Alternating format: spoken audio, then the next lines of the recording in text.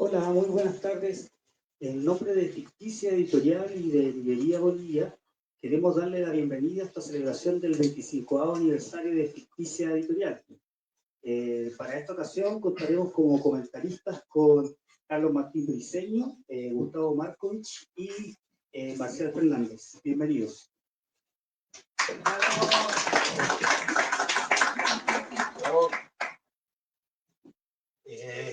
Buenas noches. Por favor, apaguen sus celulares mientras dura el concierto. ¿Ya? ¿Oye? No. Buenas noches. Primero, muchas gracias a todos ustedes por acudir a esta presentación, a esta celebración de los 25 años de Ficticia. A nombre de Rodrigo Toledo, de Mónica Villa y mío propio, muchas gracias. Para mí es muy importante celebrar este aniversario aquí en Librería Bonilla, sobre todo por una cuestión personal. Juan y yo tenemos más bien, historias paralelas, y como todas las historias paralelas está llena de traición, locura y muerte. La traición, por supuesto, la hice yo. La locura, por supuesto, era de Juan. Y la muerte fue un distanciamiento durante muchos años que acabó como deben de acabar las cosas. Es decir, ya estamos viejos, nos dedicamos a lo mismo. Y Juan, que siempre ha sido muy generoso conmigo, me presta sus espacios para presentar. Aparte de ser muy generoso conmigo, Juan, que sí tiene una visión comercial del mundo y que hace las cosas bien y que además trabaja el doble o el triple que yo, es generoso, me presta sus espacios para poder presentar los libros de Ficticia o hacer una fiesta como la presente.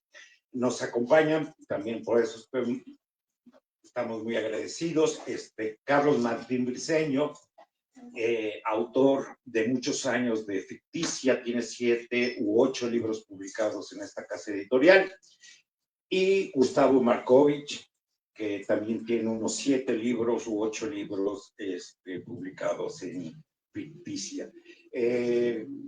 Quise que fueran 2 autores de fuera. Carlos Martín es yucateco, y Gustavo Markovich es argentino, aunque le va al Puebla, y bueno, y vive en el Estado de México. Ya llegó el maestro Agustín Monreal, muchas gracias por venir, otro de los grandes autores de Ficticia. Sin mucho preámbulo, le voy a dar la palabra a Gustavo Markovich, que dirá lo que quiera de esta editorial. Muchas gracias, Marcial. Me dijeron que tenía que hablar durante 45 minutos. Trataré de cumplir en esta gran celebración. Antes que nada, buenas tardes. Un gusto estar aquí en la ciudad con todos ustedes. Para nosotros los de provincia, ¿verdad? Es siempre un gusto venir hasta acá. Escribí un pequeño texto que se llama Editorial Ficticia, una empresa temeraria. Cabe reconocer que de todos los presentes aquí, creo que Marcial es el único que digo que lo conozco desde chiquito, que el único de todos mis amigos que tiene una empresa todavía, cosa que en este país no es fácil. Ok, dice, espero que mis palabras resulten apropiadas y provechosas, porque ando en una época donde ya no siento lo duro, sino lo estúpido. Entre mis vastos y borrosos recuerdos, albergo la creación de una especie de periódico que presentaría puras noticias fantásticas. No sé si lo llegaron a conocer, así empezó el asunto de Ficticia. Ficticia. Era un periódico muy grande, muy bonito. La empresa no prosperó porque no pudieron competir con lo fantasioso de los otros periódicos. Los comienzos, decía Carlos Marx, los comienzos son siempre difíciles. Esto lo escribió Marx en el prólogo del Capital. Y luego, a lo largo de toda su obra, se empeñó en demostrar que no solo el comienzo es difícil. La historia no acabó ahí, la de Ficticia, sino que cobró realidad en la forma de Ficticia Editorial. He tenido el gusto de seguir todo el derrotero de esta empresa por mis consuetudinarias pláticas con Marcial, la mayoría vía telefónica por lo de mi migración a provincia. He escuchado desde los grandes triunfos hasta las terribles intrigas del mundo cultural y otras bajezas. En un mundo contrario, para estas lides, es de honrar el esfuerzo y perseverancia de Marcial y su equipo de trabajo, del que imagino ahorita Marcial en breve hará el recuento y los honores. Esta es una editorial especializada en el cuento, aunque luego se ha abierto a otros géneros, excepto la poesía, porque bien dijo Richard Feynman, físico, que a los poetas no les gusta ser entendidos. Si bien la poesía es un bonito medio de sincerarse, coincido con Marcial en el gusto por la narrativa, que es el reino de la mentira. Y habría menos poetas y más científicos si alguien hubiera inventado la sopa de números en vez de la sopa de letras. Entonces, hablemos de libros y palabras.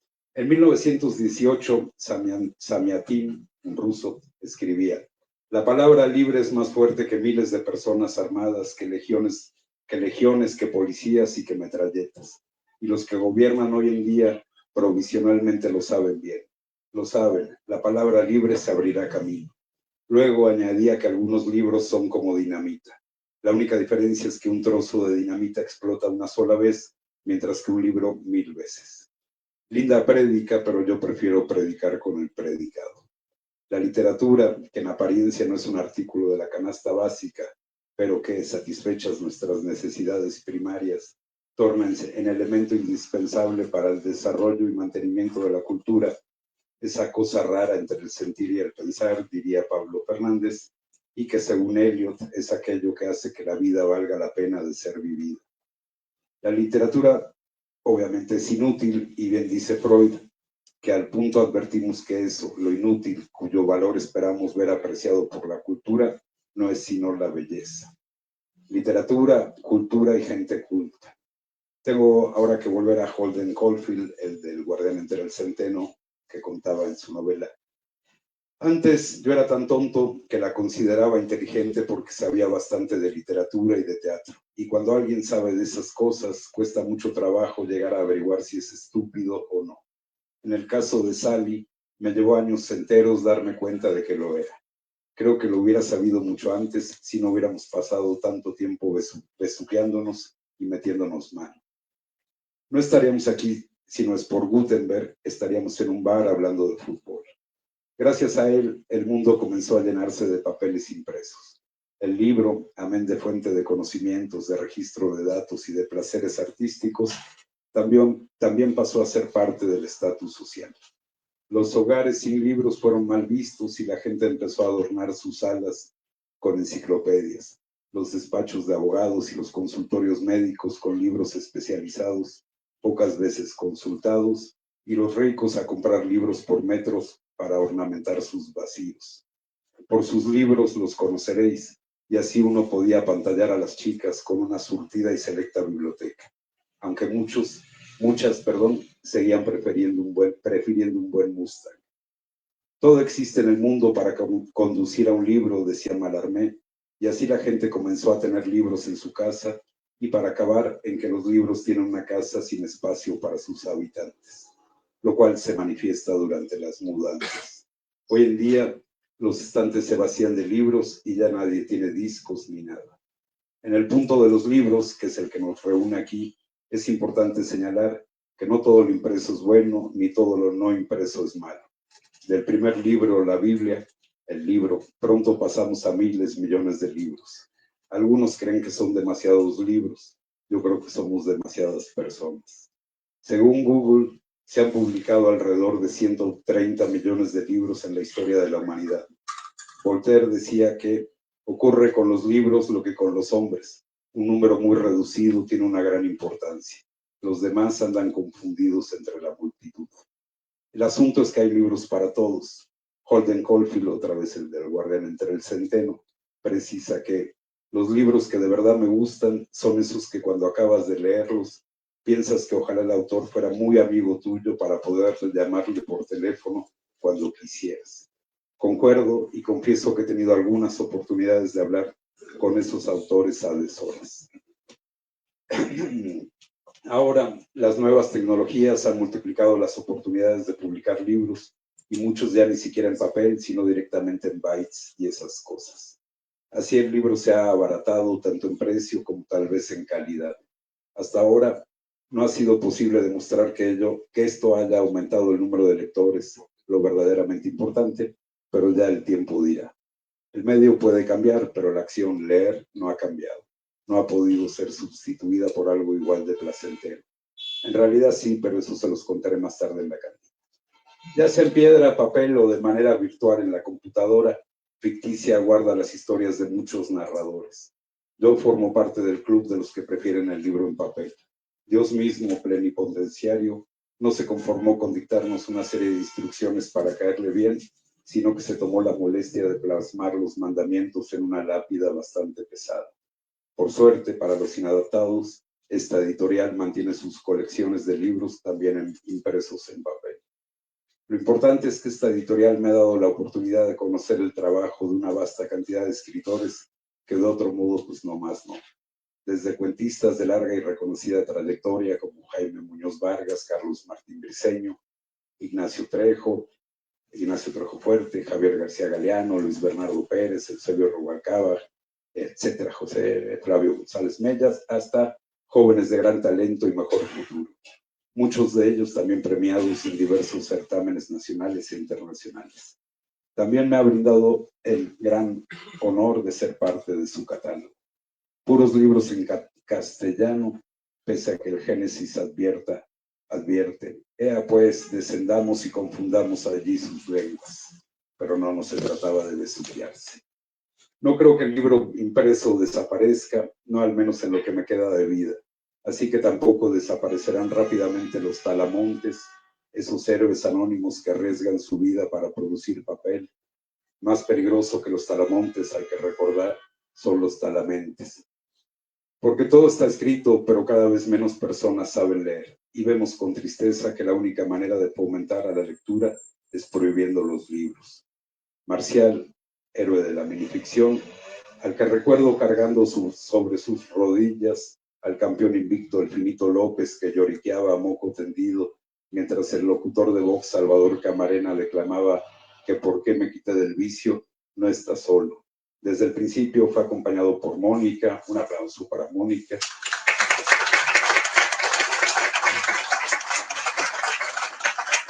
Es el cerebro de esta organización. Diego el Alto, que no lo veo por acá. Si lo veo, como no verlo si es tan alto. Otro aplauso para Diego. Don Rodrigo Toledo, que también nos acompaña. Otro aplauso. Rodrigo, que es el que se encarga de las portadas, un encantador de portadas, porque dicen que hay portadas malas y yo digo que la verdad prefiero a las mal portadas, y algunos otros que ya no prosiguieron en esto. No importa, la unión hace los niños. Celebremos entonces estos primeros 25 años de Ficticia Editorial, recordando que lo importante no es el libro, sino la lectura, porque es un acto personal, único. Lo importante también, claro está, no es tanto que lean, sino que compren el libro, porque si no... Para finalizar rápidamente, me permito lanzar 25 sentencias, una por año, porque si recuerdan, conocen a Epícteto, que era un obseso de la humildad. Epícteto, obseso de la humildad, hacía máximas, yo soberbio hago mínimas. Y dice mis 25, una por año, no sé cómo se llama. 1. Busco modelo que pose desnuda para mi novela. 2. Dicen que si leen al revés los libros de Paulo Coelho, aparecen mensajes satánicos. 3. Estos son malos tiempos. Los hijos, esto decía Cicerón, estos son malos tiempos. Los hijos han dejado de obedecer a sus padres y todo el mundo escribe libros. 4. He escrito de fútbol, química, sexo, alcohol y drogas, todo lo que ya no hay en mi vida. Ahora escribo de la muerte para ver si así la evito. Si lo logro, escribiré de impuestos y de dolor de muelas. 5. Le daba tanto miedo a la página en blanco que escribía con tinta invisible. 6. Me sucede que cuando hablo con poetas no sé qué decirles e invariablemente acabamos hablando de fútbol. Con Hellman Hablé largo y tendido sobre el Chacarita Juniors y de aquellos jugadores de los 50 que solían jugar ebrios. Con las poetas me sucede que siempre pienso que me hablan de sexo y creo que ellas piensan lo mismo de mí y entonces nos asustamos y cada cual para su lado. 7. No todo este es un proverbio mexiquense que dice, no todo está escrito, pero casi nada leído. 8. Todas mis historias son de éxito, pero para el otro. 9. A menos lectores, más electores. 10. Escribo para olvidar, para quitarme las obsesiones de la cabeza. Así escribí un libro sobre los árbitros y ahora puedo jugar fútbol sin pelear con ellos, aunque también se me quitaron un poco las ganas de jugar. Ahora tengo espacio para nuevas preocupaciones. Estoy pensando en escribir sobre mi esposa, a ver si así logro olvidarla. 11. Decía Maupassant, he entrado en la vida literaria como un meteoro y voy a salir de ella como un rayo. 12. Los libros gozan de presunta inocencia. Son buenos hasta que se los lee. 13. Perdón,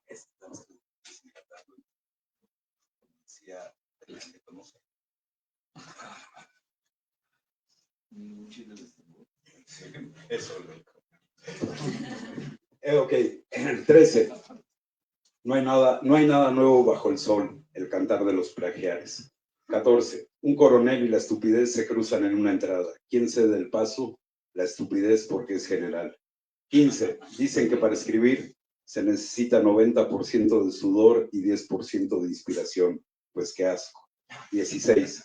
La literatura no sirve para cambiar el futuro, pero es genial para cambiar el pasado. 17. Miedo a la página en blanco, miedo a que se me caiga un pino en la cabeza. 18. A los libros como a los hijos no basta con tenerlos. 19. Faltó el mandamiento de no narrarás, porque mediante la narración se pueden crear falsos ídolos. 20. Porque el tiempo tiene grietas, porque grietas tiene el alma, porque nada es para siempre, que hasta la belleza cansa, el amor acaba. Tampoco es algo. 21. Escribo para que reflexione, y la única reflexión que provoco cuando leen mis libros es, ¿por qué estoy leyendo esto? 22. Para Stalin, si un escritor refleja honestamente la verdad, Paco Stanley también lo hubiera pensado. Nunca falla. Para Stalin, si un escritor refleja honestamente la verdad de la vida, llega inevitablemente al marxismo. 23. Los promotores de la lectura son como testigos de Jehová. Yo ya no batallo, que lea el que quiera. No más que los que escriben, si no leen, tampoco esperen que los lean.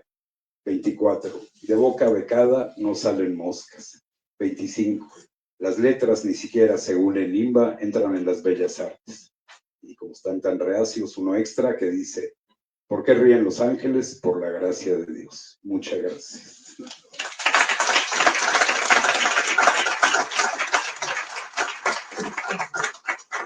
Bueno, antes de darle la palabra a Carlos Martín Briceño, quisiera recordar a varios escritores y amigos con los cuales hubiera sido imposible hacer la editorial. Empiezo por Ignacio Trejo Fuentes, Severino Salazar, José Francisco Conde Ortega y Arturo Trejo Villafuente. Todos los lunes nos emborrachábamos en el siglo pasado en una cantina ya desaparecida en la calle de López, en Montmartre, y bueno, con ellos de alguna manera se forjó no solamente el aprendizaje de la literatura, sino creamos de alguna manera este editorial.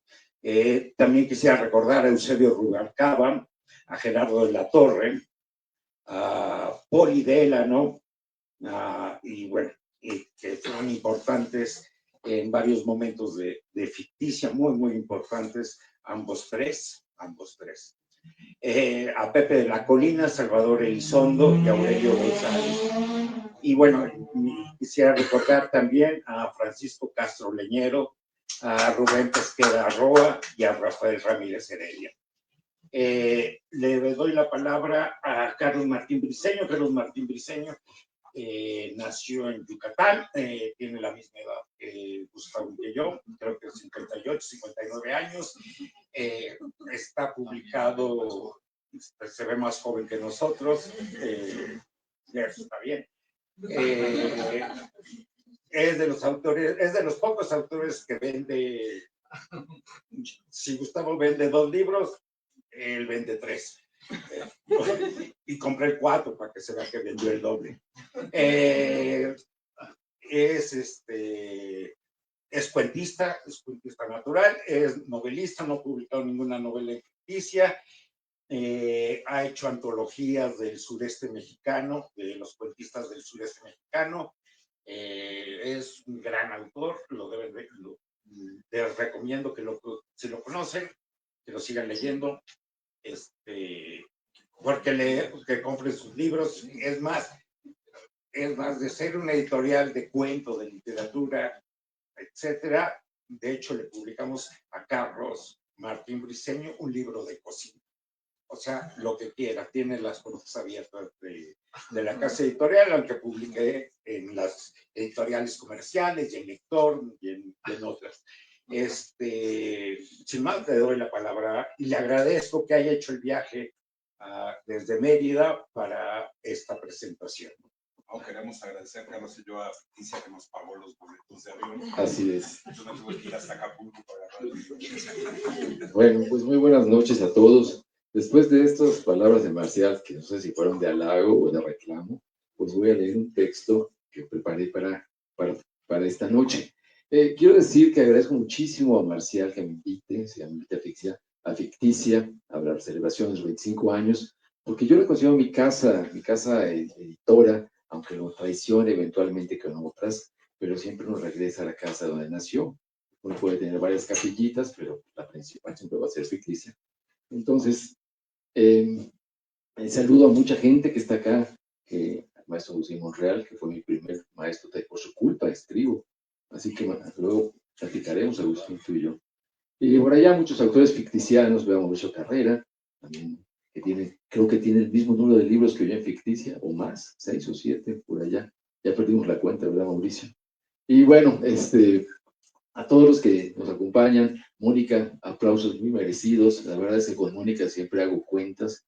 Con Mónica es con la que tengo que hablar cuando Marcial no me pela, y ella es la que realmente lleva la editorial. Pero Marcial está aquí, pues porque de repente creemos que Marcial lo hace todo solo, pero no es así.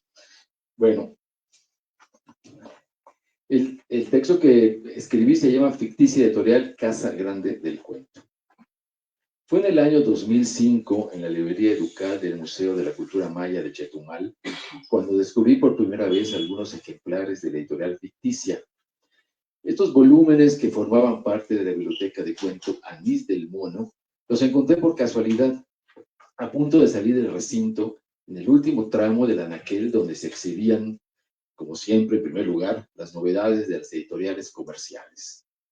Llamó poderosamente mi atención la originalidad y belleza de sus portadas, la calidad de sus páginas interiores, el buen tamaño de sus letras y, cómo olvidarlo, la curiosa imagen del primate lector y bebedor que sobresalía en las contraportadas, pero sobre todo la espléndida nómina de los autores incluidos. Allí convivían algunos de los narradores mexicanos que más admiraba: Leo Mendoza, Eusebio Rubalcaba, Gerardo de la Torre, Carlos Vadillo Buenfil, Adolfo Castañón, Luis Bernardo Pérez, Javier García Galeano, Ignacio Trejo Fuentes, Agustín Cadena y Agustín Monreal, que aquí se encuentra, y otros que no conocía, pero que después de leerlos comenzaría a seguir. Esa tarde salí del Museo de la Cultura Maya con la colección completa bajo el brazo, dispuesto a devorarla a la sombra de los flamboyanes en flor, echado en una tumbona frente a la piscina del céntrico Hotel Holiday Inn, mi casa temporal en aquella calurosa ciudad caribeña. Me parecía admirable y a la vez increíble que existiera en México una editorial de ese nivel dedicada exclusivamente al cuento, género que no suele despertar demasiado entusiasmo en los editores. Entonces anhelaba dedicarme únicamente a escribir, cosa que no terminaba de lograr.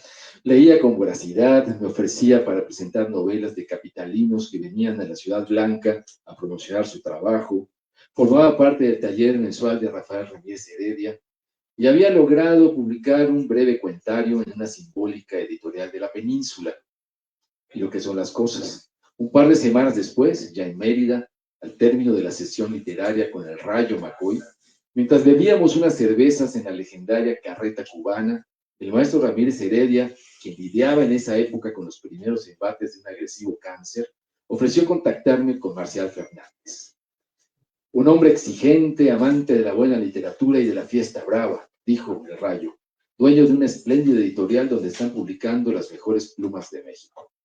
Fue así como meses más tarde, después de haber superado las rigurosas revisiones impuestas por Marcial, bajo el cuidado editorial de Mónica Villa y con un llamativo diseño de Rodrigo Toledo, salió a la luz Los Mártires del Freeway y otras historias, que anda por allá. Este sería el primero de los 7 títulos que con el correr del tiempo publicaría en Ficticia, Casa Grande del Cuento, que este año cumple 5 lustros de haber sido fundada. Lo único que lamento es que Rafael Ramírez Heredia, artífice de mi vinculación con esta editorial, nunca llegó a tener el libro entre las manos. La muerte lo sorprendió días antes de su lanzamiento.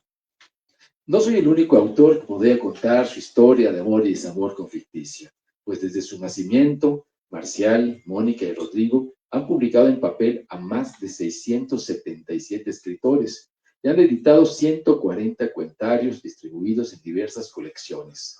Anís del Mono, Cuento Contemporáneo, Premios Nacionales, Tauromaquia, ediciones del Futbolista y otras. En total, este admirable trío de empecinados que conforma Ficticia ha lanzado al mercado alrededor de 250 ejemplares, que incluyen, además de cuento, ensayo, novela, fútbol, arte, literatura infantil, testimonio, fiesta brava, ciencias sociales e incluso un título de cocina yucateca, capricho de la pluma del que esto está contando.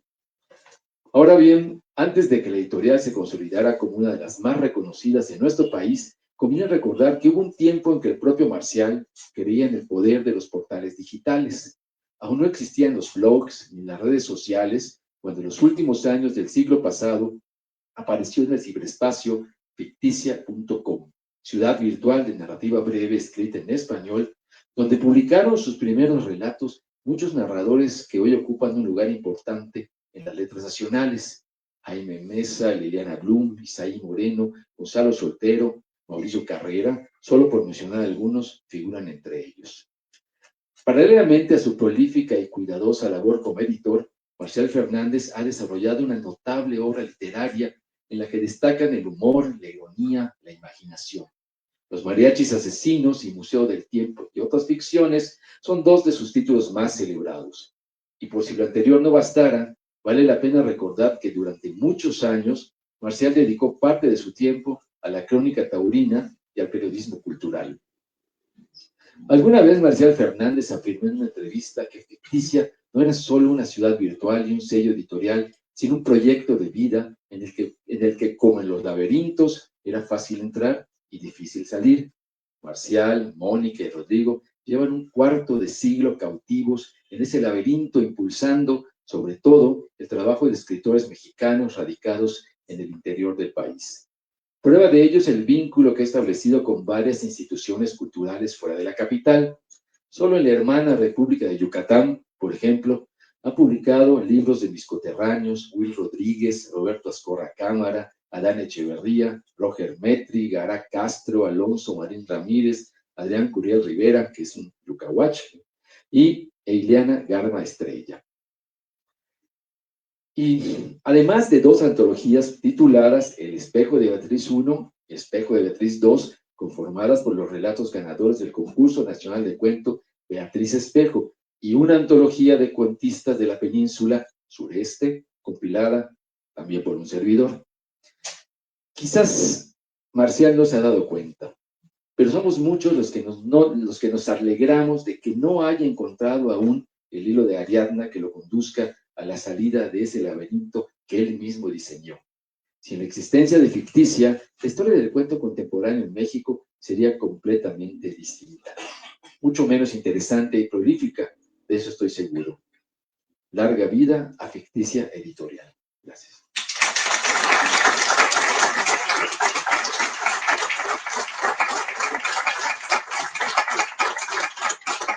Le agradezco a Carlos todos esos elogios, por supuesto, todos merecidos. Eso lo dijo una murra, ese es un chiste muy, muy viejo. Pero sí quisiera agradecer también a Miguel Ángel Contreras Nieto, que autor de Ficticia, autor de una novela, de un libro de cuentos, al maestro Agustín Monreal, autor de varios libros en Ficticia, a Ulises de la Rosa, que le publiqué su ópera prima y es una maravilla, a Laura Elisa Vizcaíno, es para cubrir, no es cierto, a Laura Elisa Vizcaíno, una doctora en literatura y de las personas que más sabe de minificción en México, por supuesto a Amélie Olais. Ahora les cuento más o menos la historia de Ficticia, pero el primer libro de Ficticia, el primer cuento ya como editorial es de Amélie Olais, es una minificción de Amélie Olais que formaba parte de un gran grupo de gente que hacíamos Ficticia en la red, en ficticia.com. A Javier Perucho, que también es un especialista en cuentística mexicana, sirenólogo, ha hecho antologías de minificción en Ficticia, por lo cual también podemos decir que gracias a Perucho se han publicado casi todos los minificcionistas mexicanos importantes de este siglo y del siglo pasado, en lo cual aparecen autores que yo jamás publicaría, pero para que vean que es una editorial abierta, a Ramsés Alcira, que ganó el premio de testimonio igual que Gustavo, hace relativamente poco, a Mauricio Carrera, por supuesto, no voy a contar intimidades,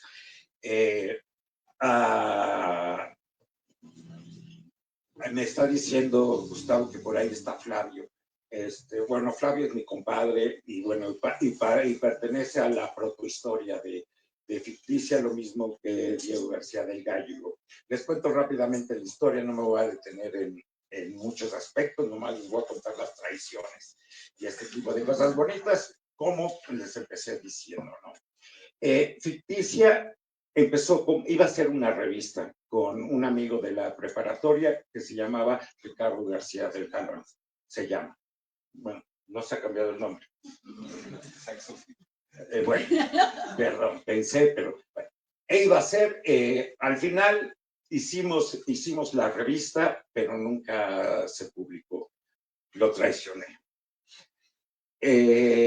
Después de ahí hicimos con José Santos lo que era ficticia.com, un portal único y exclusivo para cuentistas.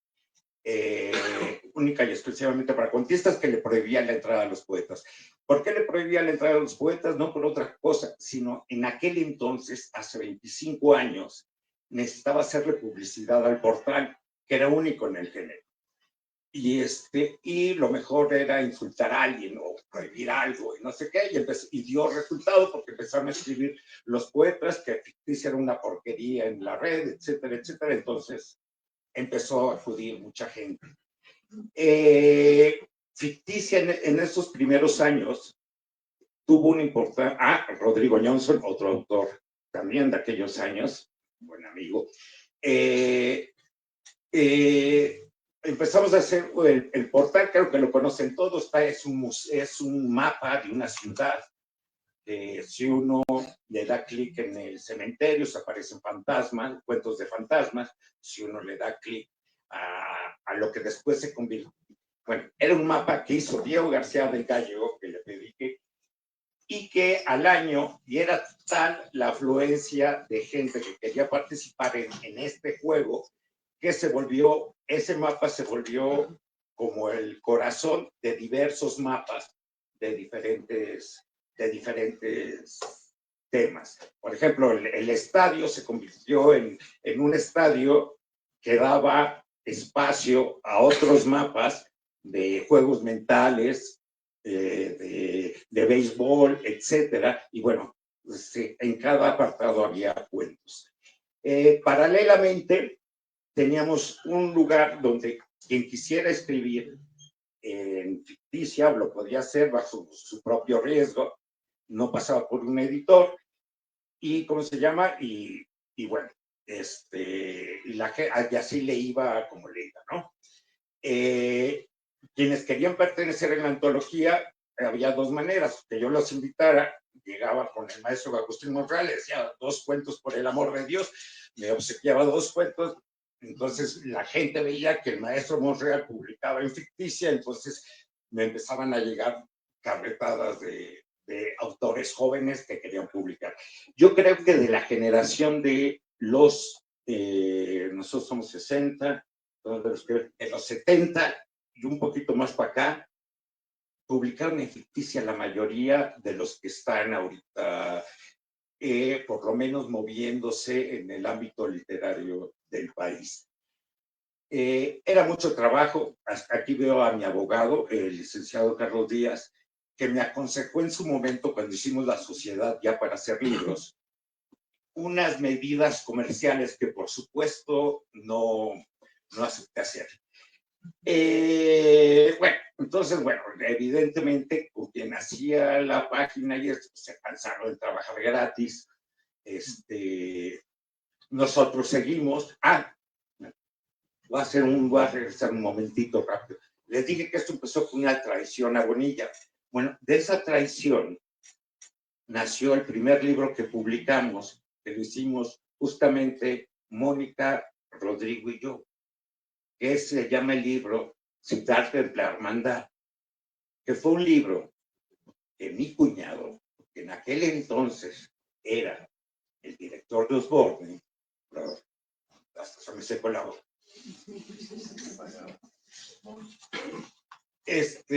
me pidió, él después de una larga estadía fuera del país, muy, muy larga, me pidió un libro de toros para para dárselo para empezar, para abrir el mercado de nuevo de los productos Osborne. Entonces le hicimos ese libro, y ya después al año siguiente me pidió otro, y al año siguiente me pidió otro. Le enseñé la ciudad virtual y me dijo que quería patrocinar el bar. Pero en aquel entonces, visionariamente, los de Osborne le dijeron que en Internet no estaba el futuro,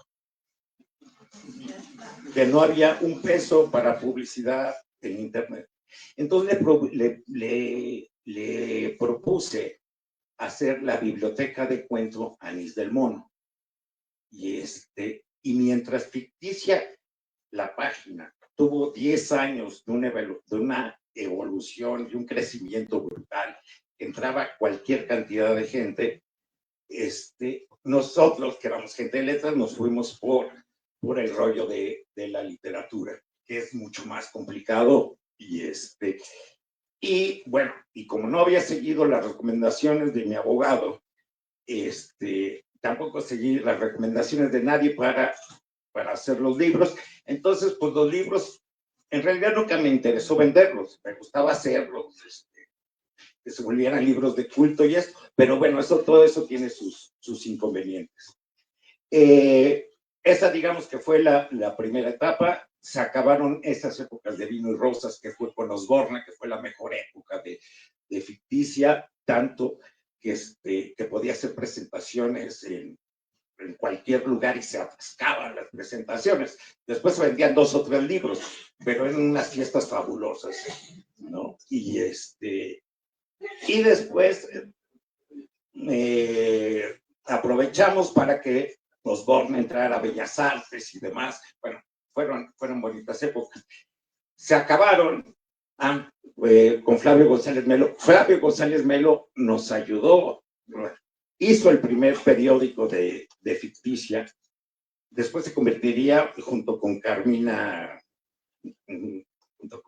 que me parece por allá anda, en los 2 mejores, y Johnson, en los 3 mejores dramaturgos que hay en México. Pero bueno, después, bueno, acabó esas épocas, y de repente lo que me di cuenta es que no había suficiente dinero para seguir sacando libros, pero teníamos una renta mejor. Nos conocían en provincia y los institutos, centros de cultura, etcétera, estaban interesados en publicar con nosotros porque distribuíamos muy bien. De hecho, distribuíamos muy bien hasta la cuarta T. Por el Educal, distribuíamos en todas partes, se vendía. Y en ese momento es cuando conozco a Carlos Martín Briceño. Y publicamos, se acabó la colección, la biblioteca de cuento Anís del Mono, que empezó con un cuento de Amélie y acabó con un libro mío.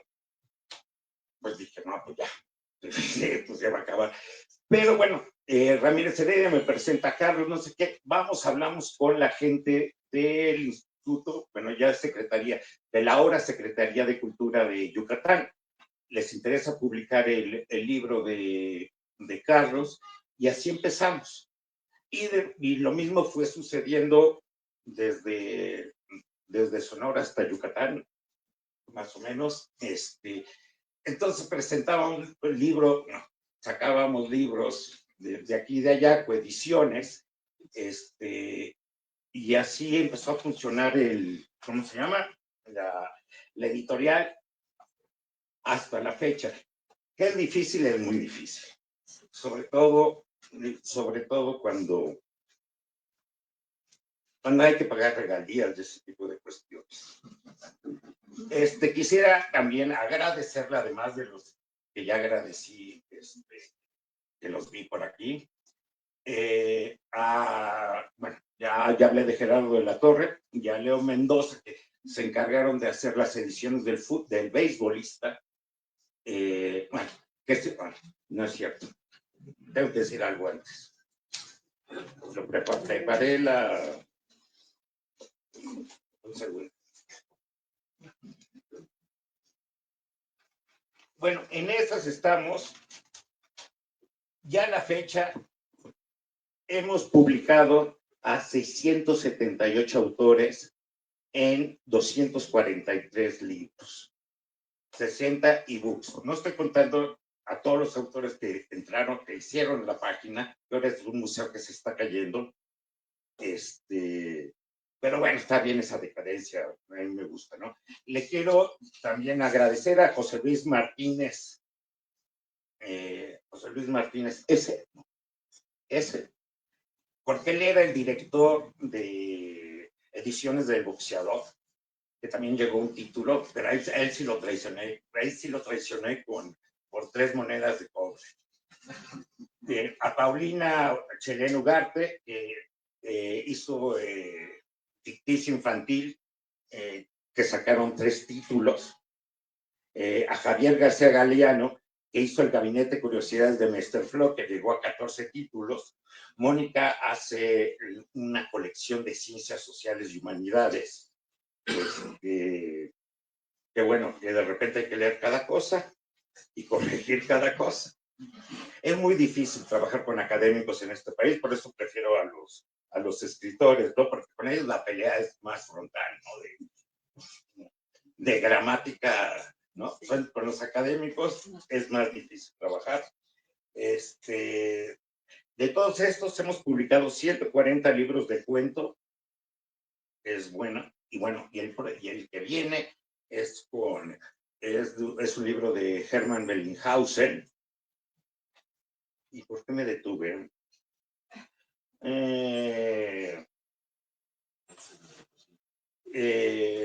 Bueno, entonces el caso es que ha funcionado así la editorial, dando tumbos. No puedo publicar todo lo que quisiera. Rechazo bastante. Porque, bueno, al fin y al cabo, sí es un proyecto personal y personalmente uno le gustaría tener un yate en lugar de una lanchita. No, pues tenemos una lanchita, entonces, bueno, se puede subir a la lanchita los que se pueden subir sin que se hundan, los que no, pues no.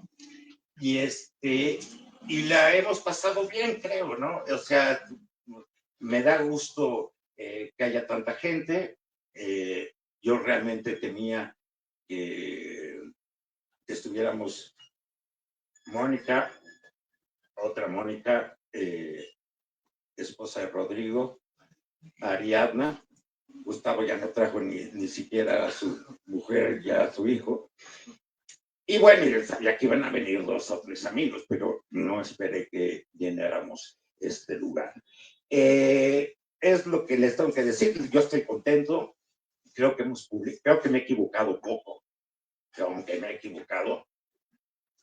Y ahora la página funciona también gracias a mi sobrino Fillol, Diego Fillol.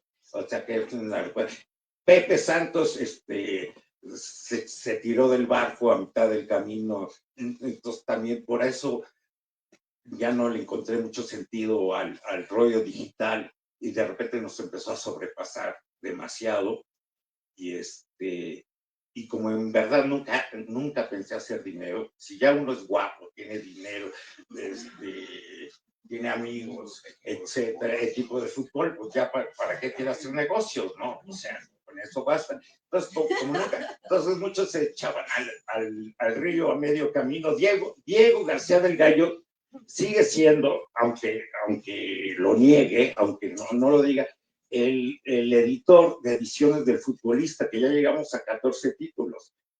A Diego no lo veo hace 10, no, lo he visto esporádicamente en unos campos de fútbol, pero bueno, su colección sigue y está en su responsabilidad. Todos los libros que rechaza, todos los libros que no se publican, es por culpa de Dios. O sea, cada colección tiene un director, un responsable. Creo que eso es todo. Trajimos, Rodrigo, Mónica y yo, 150 libros, que es una muestra, la mitad de la editorial, un título por ¿cómo se llama? Por autor. Es buenísimo, Carlos, lo tengo de apuntador, ya como tengo problemas cognitivos, que ustedes ya se habrán dado cuenta, siempre es bueno tener un apuntador. Todos los libros de esos 150, el que sea a 200 pesos, si se lo quieren llevar, y también trajimos un poco de vino, que está bueno, o sea, generalmente las presentaciones dan mal vino, este sí es bueno, es un tempranillo bastante, o sea, se deja beber, no es un Anita el Mono, claro, ni un Magno, pero ojalá me vuelvan a dar ese patrocinio. También le quiero agradecer a Eliseo y bueno, ya todos ustedes que de alguna u otra manera siempre han estado con nosotros y forman parte del proyecto. Muchas gracias.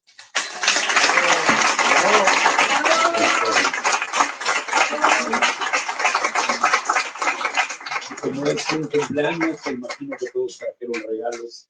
La presidenta municipal constitucional, la licenciada Michelle Núñez, le mandó 2 obsequios a Ficticia, que aquí pueden ver, de toros, la plaza de toros, y para que los ahora pueden pasar a dejar sus regalos en sentimientos. O comprar libros. Si alguien quiere comentar algo, si alguien quiere decir algo, reclamar algo, este libro es bueno, el de la Plaza de la Aurora. Ahí, por ejemplo, tiene un mito genial. Todo el mundo fue a esta plaza el día que debutó Manolo Martínez. Es una plaza que estaba en el Estado de México, en el cual cabían 1000 personas, pero hay 1 millón de personas que han visto, como todos vimos el gol de Maradona en el Estadio Azteca, todos estuvimos, así todo el mundo fue a la presentación de Manolo Martínez cuando era nadie. No, pero es... ¿Qué pasa? No, pero se despide. Si alguien quiere comentar algo, o pasamos directamente a Don Rodrigo. ¿Quiere decir? Nomás una cosa que se me olvidó. Creo que mi hermana ya se fue, ¿no?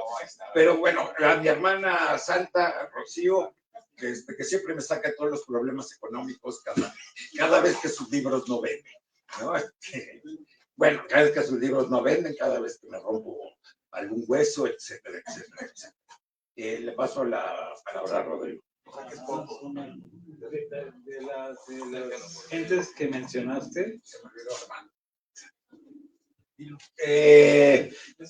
La imagen de ficticia la ha hecho Rodrigo, por supuesto, empezamos con Rodrigo, y durante muchos años también está Armando Hatzacorcián. Armando Hatzacorcián, que no sé si ande por ahí, espero que sí, pero si no, me cambio por sus primos, los del Fishers, que ahí sí le pagan como debe de ser, ¿no? Pero no creo que esté ganando más que lo que gana Rodrigo. ¿Alguien quiere decir algo? Felicidades, ¿no?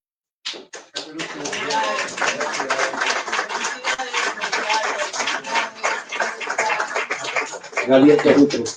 Ya lo dijiste, pasando de la editorial ahora, ¿cuál es el futuro de ficticia?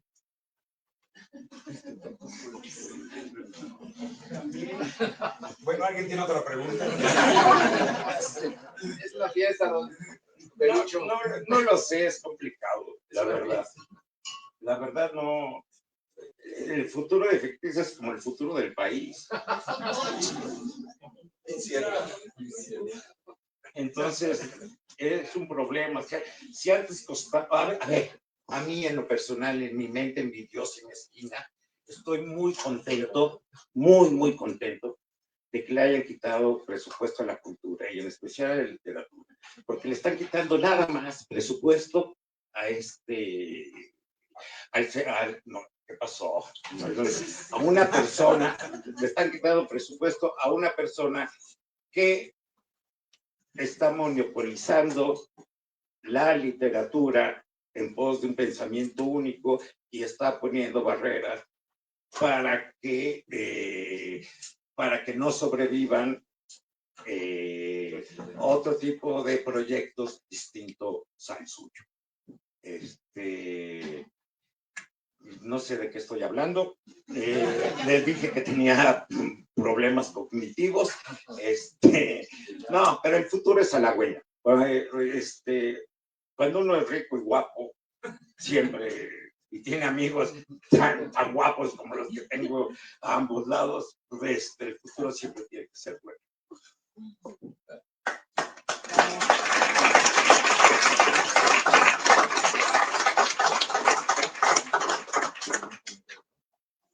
¿Alguna última pregunta?